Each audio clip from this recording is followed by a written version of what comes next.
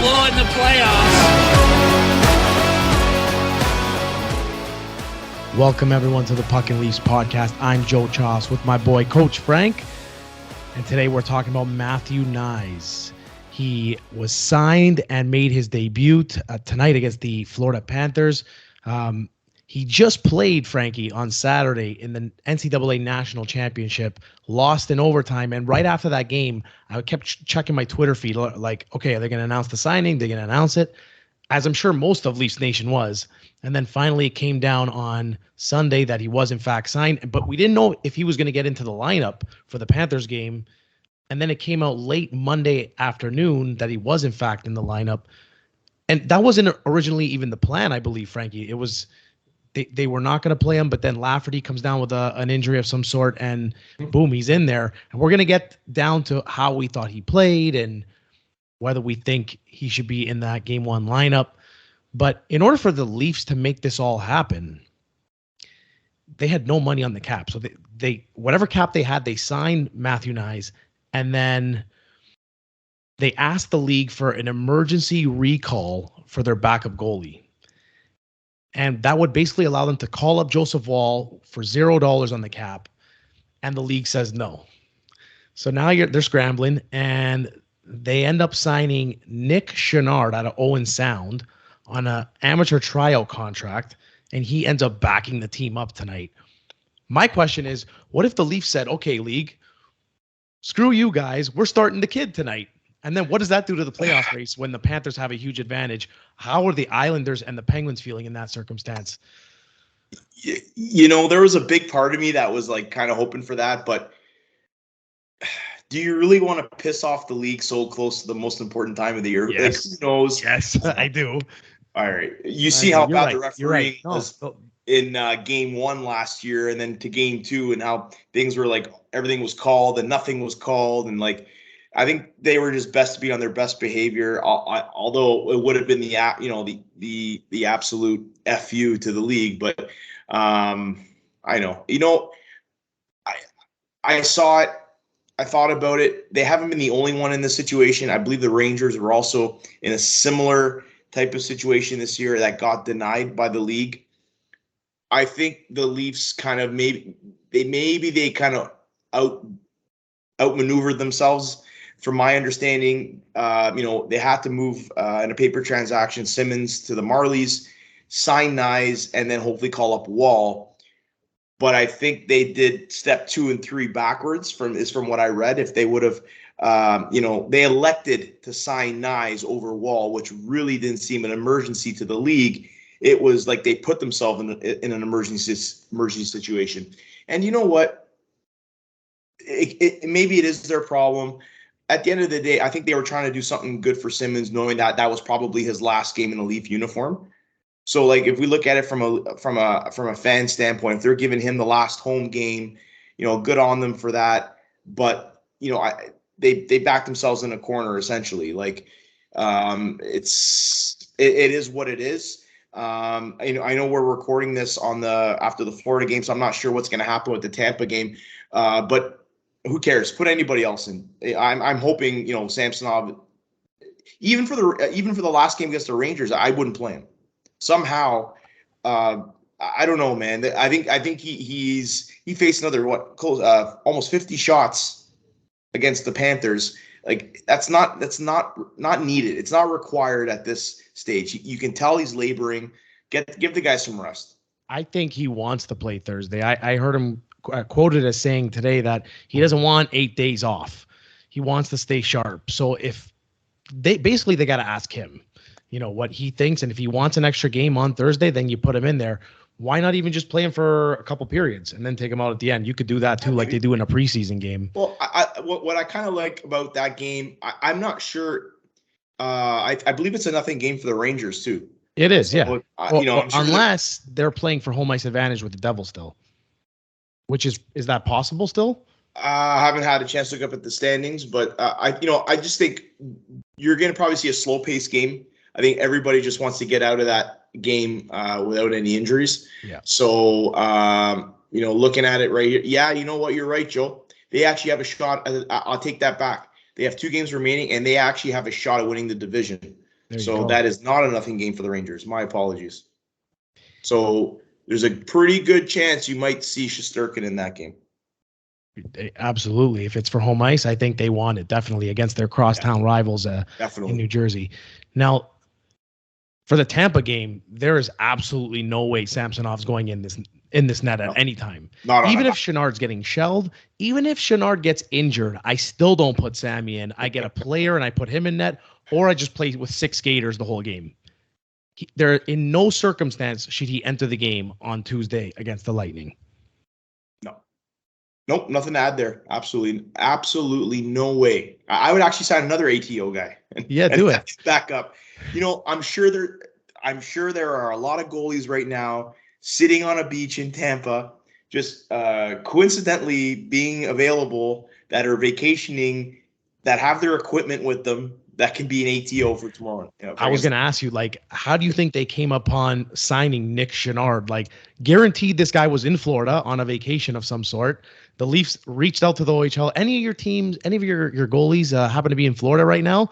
Because unless they, and I'll give them credit if they did this, if they had an inkling that the league was going to deny the request, then they probably planned ahead of time. But yeah, they flew this guy first class from Toronto to Miami on Air Canada Rouge, and he just happened to be a guest of MLSC and had his equipment. Good for him.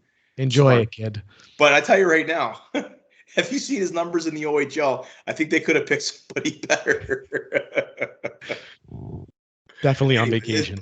Cool for him though. It's if you're Absolutely. An ATO, you're definitely a friend of the Leafs organization this year. So, all right. So let's get to our main topic now. Mm-hmm. Matthew Knies, Leafs #1 prospect, gets in the lineup. I wanted to ask you what you thought he did well, what you were really impressed with in his first game, and what does he still need to work on? Which I'm sure is a lot. I mean, he's a young guy, and that transition from NCAA to NHL is not easy. So, What did you see? Well, I think let's put things into perspective. Some people had a lot of expectations on him. Some, we know as Leaf fans better to temper your expectations. But let's not forget, he's a kid, but he's a 6'3", 215-pound winger who likes to mess it up in the corners, likes to use his speed, has a killer shot. So, I didn't expect him to be timid, but I did watch a few games this year of him with Minnesota. Definitely watched the Final Four and those. He's a player who likes to get involved. He's a player who's always moving his feet. Never is a guy just to kind of, what our terms, lay in the weeds. He's always trying to be around the puck, trying to find the open ice. I thought he did a really good job tonight. Credit to Keefe.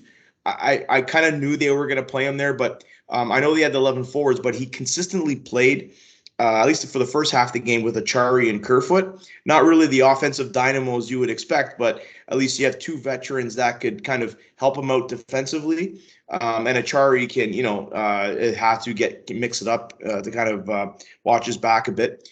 So I thought that was, pretty smart by Keefe. But from his couple shifts, man, he had his nose dirty. What he did to Mark Stahl in the corner, retrieving the puck, kind of going in and out, weaving in and out, which was good, creating some space.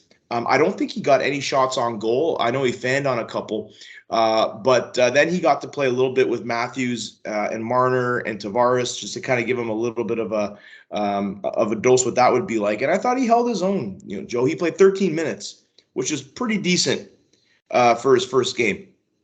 And he played 13 minutes. Can you guess what two forwards he played more than? Was it Kerfoot and Zach Aston Reese? That's two good guesses, Joe. Zach Aston Reese played 10 minutes, and I think Kerfoot played just under 13, like 12 and change. Wow. That surprised me a bit, to be quite honest with you. That is interesting. Yeah, I didn't realize that. I thought for sure, even look at the last couple games, Zach Aston Reese has been around that 9-10 minute mark, and I think Simmons was in the 8 minute. So 13 minutes without any special teams is a pretty decent time on ice. And again, when this comes out, it'd be interesting how much he plays against Tampa.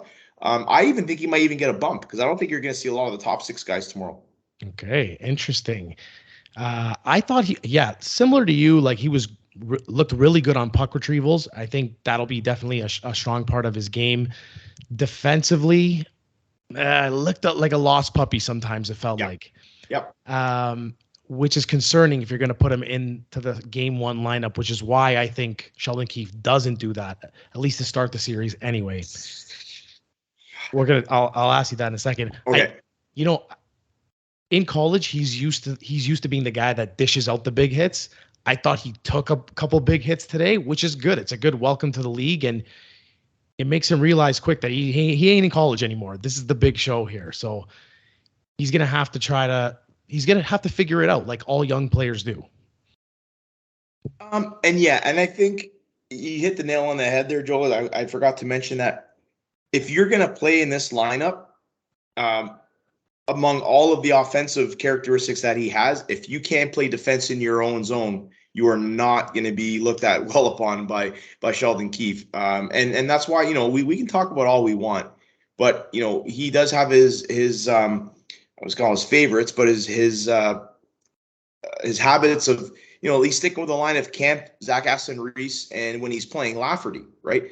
And he actually plays him in the defensive zone, defensive faceoffs in certain situations because he has confidence in that line. I don't think Knies can get confidence from Keefe in 3 games. Stranger things have happened, but you know what? I think that's why we were all pushing for them to lose in the first round or the first couple of rounds of the NCAA tournament, because he probably would have had 9 or 10 games to get under his belt, right? And then you get a bigger sample size. He gets a better feel for it. Yeah, anyways, we'll talk about it later on, but I think that defensively he had a really bad turnover tonight that Samsonov saved his ass, that's another story. That guy's been incredible. But hey, let's see tomorrow. Tomorrow's more of a quality opponent. You're still going to probably see the big boys from Tampa play, and who knows? Maybe I think he scores in one of these 3 games. To be honest with you, I think he gets at least one. Okay. Now, Frankie, do you think Matthew Knies plays in round 1 against the Tampa Bay Lightning? Notice how I phrased that question. Yes. If the injuries is a cop-out, I'm not going to use injuries. Okay. Because obviously he would get in with an injury. I think if Keefe isn't getting anything from his bottom 6 after maybe games 1 and 2, you might see a change in that in Tampa. I don't think he plays in Toronto. The first 2 games, I think if he makes an appearance, it'll be game 3. But maybe he plays in Toronto because they have the last change. They can control the matchup a little bit. It's possible. Yeah. I just think maybe it's a little easier to start on the road, maybe, being a lot of under pressure at home, even though, the experience. I'm just saying, if I'm a coach, I would probably start him on the road. And again, if I get nothing from my bottom 6 and he kind of infuses that, I'd love to play him beside O'Reilly on the third lines. I think that's where he will play when they're the away team. I think at home he could be on the second line. He's been fantastic since he's been back. Can I just say, sure. I love Ryan O'Reilly. Can we please re-sign this guy next year? I've seen what I need to see. He's been injured most of the time, but in the little that I've seen, he's got a presence about him when he's on the ice. And you just have so much trust in him. Yeah. And he is an animal in the face-off draw. He wins everything, it feels like. If there's a guy for Matthew Knies to learn from in terms of puck retrieval, good habits, being strong on the puck, buddy, look no further than number 90. Because, again, you'd like to maybe see a little bit more offense, but at this point, who cares? I'm sure he'll chip in here and there. I love him on the power play. I've been advocating for him to take Nylander's spot on the power play, even when he was hot. I think O'Reilly just has more of a calming presence on the power play, and he won't take low percentage shots. You know what I mean? Because puck retrieval on the power play is probably the most important thing when you're battling on the on the sideboards in the corner. You get 2 guys on the puck. Who else? And plus, Joe, you say it. Do you not want to win the faceoff on the power play? And who better than that than Mr. 77% himself, Ryan O'Reilly? So. Yep.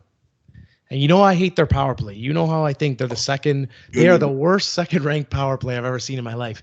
But normally I would not like the idea of taking Nylander off. But in a way, him going on the second unit, he controls that whole unit now.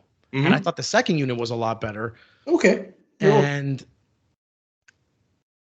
I'm willing to try anything because you know how I feel about this power play. It's cost them every year so far, and I don't want that to happen again. So if they're gonna try it, I don't mind it. There's a thing about Ryan O'Reilly when he's on the ice, and folks, this is not the Nick Foligno situation whatsoever. Ryan O'Reilly is a much better player than when Nick Foligno much better. Okay, so let's not compare the two. It's not even close. When Ryan O'Reilly's on the ice, there's a calming presence. I don't know about you, but like the guy, knock on wood, takes care of the puck, doesn't make mistakes, does the right thing in terms of being in the right position. And, he's got a nice set of hands on him, too. So, like, I think he's going to be a heavily relied on individual in the playoffs. And I think, that's your guy that's going to be able to free up Tavares and Matthews and, when however they put the lines together. So, I agree. Very important player. I agree. So, you think if you're Sheldon Keefe, do you put Knies on his line for the remaining 2 games? Or do you want to see a little bit of experimentation? Maybe you play him up with Matthews or someone like that. Yeah, you know what, Joe? I think that's all going to depend on the availability of Yarncroke and Lafferty. If they want to give these guys some time, they're probably going to look at 11-7 the rest of the way.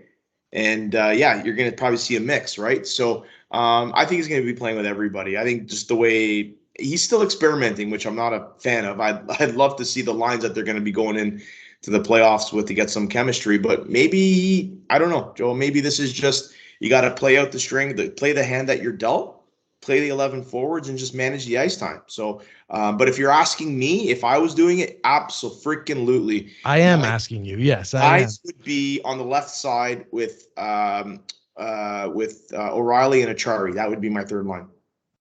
Okay. Yeah. I would like that line. I'd like to see it at least. That's for sure. All right, buddy. 2 games left in the season. We're finally here. Spring is in the air. We got warm weather today. It was beautiful. It's also heartbreak season, though. And Don't go there. Yeah. Are you setting us up for our season preview, Joe? Our series preview? I might be. Might be. And maybe the postmortem. We're getting ready for that already. And our Instagram lives after every game. I will. I'll try to be. And speaking of that, Frankie, we're going to record our Tampa Leafs preview probably at the end of this week. So look out for it maybe next week sometime before the series begins. It should be another fun one. Can't wait. Cross our fingers, no injuries these last 2 games. And let's go Leafs, buddy. Let's do it. All right. 2 more games to go. Stay healthy. Somebody wrap Samson up in bubble wrap. That's all that matters. Peace out, everyone. Thank you. Take care.